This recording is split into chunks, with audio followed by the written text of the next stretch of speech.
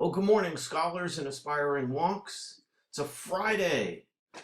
Shabbat Shalom. A lot of stories developing as we head into the weekend.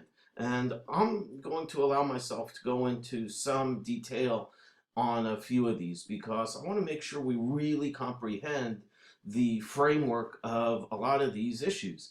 And the main story, the top story we've been following here at the Daily Briefing, is the looming potential government shutdown. It's with current funding for the federal government shut to run out when the clock strikes 12:01 a.m. tonight. The House is expected today to pass a measure keeping the government open for just 5 more days as negotiations over year-end spending and tax legislation inch forward. Now, the Senate passed the 5-day patch yesterday, so the House now needs to agree to this patch. So, despite blowing their deadline, lawmakers seemed largely unconcerned about this as congressional leaders wrestled over which policy measures would be attached to the $1.15 trillion spending bill for fiscal year 2016. Now, let's make sure we understand exactly what is going on here and what that means.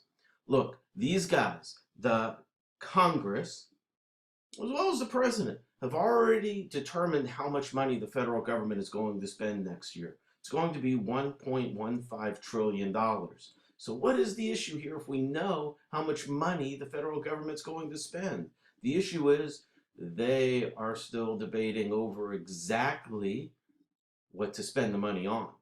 So I'm telling you right now, there's not going to be a government shutdown. Congress or the House will pass the 5-day measure, and over the next week, agreements will be reached. So, almost everyone on Capitol Hill believes Congress will avoid another government shutdown before adjourning for the year December 18th. We adjourn on the 18th too for 2 weeks, right? Or is that the 17th? I'm not sure.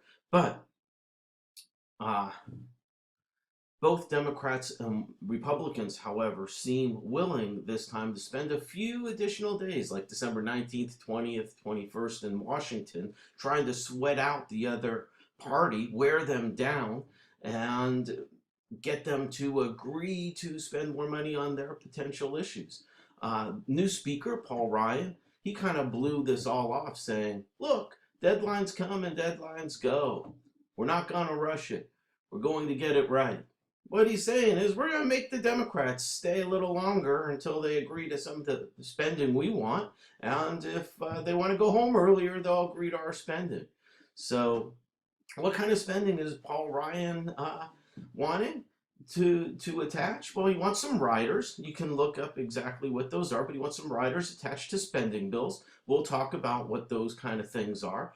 But among other Republican demands, they're desiring to push a lifting of a ban on, it's a 40-year ban on oil exports, and they want to roll back some of President Obama's environmental and financial regulations, as well as create stricter admission checks for refugees who are coming from Syria and Iraq. Nothing new or surprising there. And what is it the Democrats are hung up on? What do they want to push and focus some of the spending on instead of on those measures? Yep, you guessed it.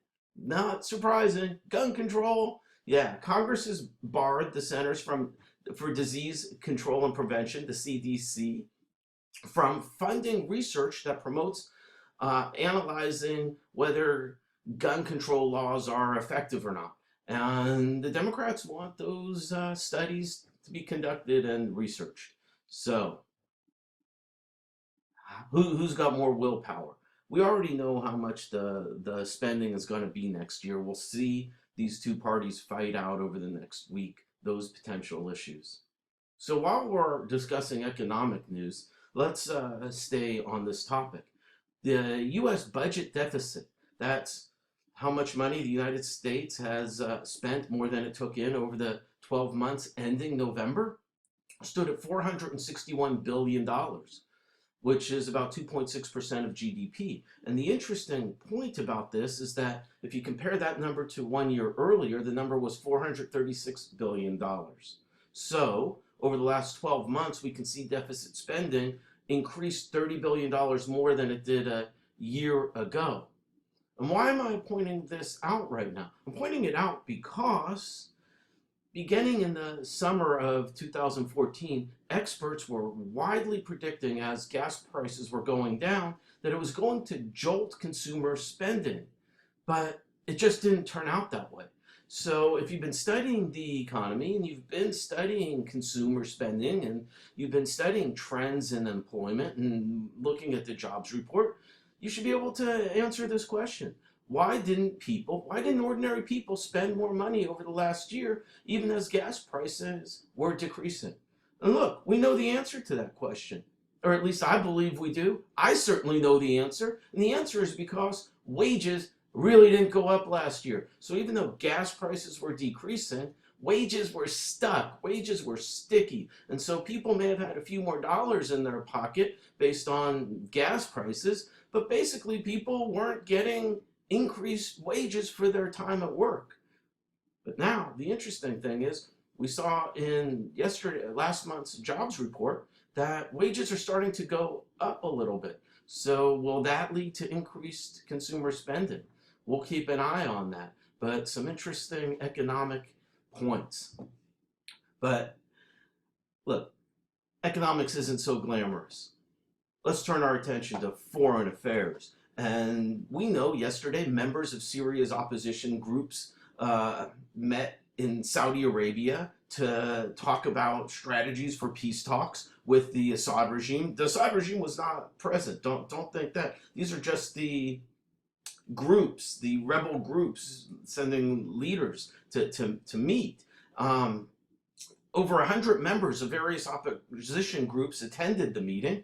And look, some of these opposition groups, America, the State Department considers terrorist organizations. And the ones that the State Department doesn't consider terrorist organizations probably are anyway. So they met and they basically agreed that they think they got a plan to work together if Bashar al-Assad will agree to give up power and leave the country. Seriously? This is what they accomplished? This is wonderful. You think Russia's going to agree to get Assad out of there? You think Iran's going to agree to send Iran out of there? Listen to the communique. This is the memo they released, the communique. I don't know, it's a French word. Communique. That's what it is. The word is communique. So they released this at the end of the meeting, calling on the Assad regime to release opposition prisoners, commute death sentences against some of the prisoners that they have, and end the bombardment of rebel-held areas. Sounds nice, doesn't it? Yeah, only one problem. Nobody's going to agree to it. And even if they did agree to it, let's just say Assad says, yeah, you know what? All right. Let's say Russia pressures Assad and he does leave. Now you got all these rebel groups. They're suddenly going to get along. These terrorist organizations are all going to be fine and dandy and have, what are they going to do? Have little territories of land that they all control? They're just going to fight with each other again, using the weapons and arms that we provide to them to fight against Assad, against each other, and then us. Anyway, in Washington, President Barack Obama and Vice President Joe Biden have meetings at the White House today, so they're local. Secretary of State John Kerry attends the COP21 in Paris, the climate control. And word coming out of the conference is that compromises are emerging on some of the most controversial issues. Perhaps the biggest breakthrough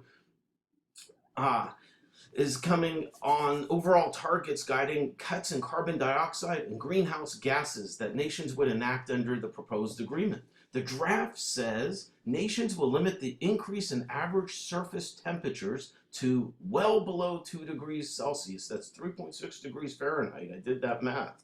Since the dawn of the industrial era, and pursue efforts to limit warming to 1.5 degrees.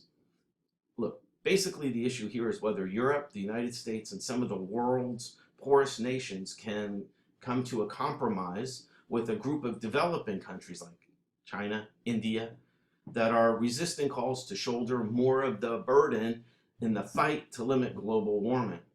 In other words, what do these other countries want to reduce their greenhouse gas emissions? They want financial support, cash. They want dollars. So basically the question is, how much money is America going to be giving these developing countries to reduce their level of development? And then if they've reduced their own level of development, is that going to make the citizens of those countries happy? Or are they going to be unhappy about the lack of development? Oh, but they'll have more money and so they can live happier lives? Or are they going to just be angrier? I don't know. Should America be financing this stuff? This is for you to kind of figure out and determine. But either way, I've gone over 10 minutes today. This is, I told you, a lot of interesting stories as we head into the weekend. You guys have a test on political culture. And those of you who are just scholars out there, enjoy your Friday. It's going to be a great day. Everybody, look forward to seeing you soon. Go Falcon Scholars. 11:06. This is a world record.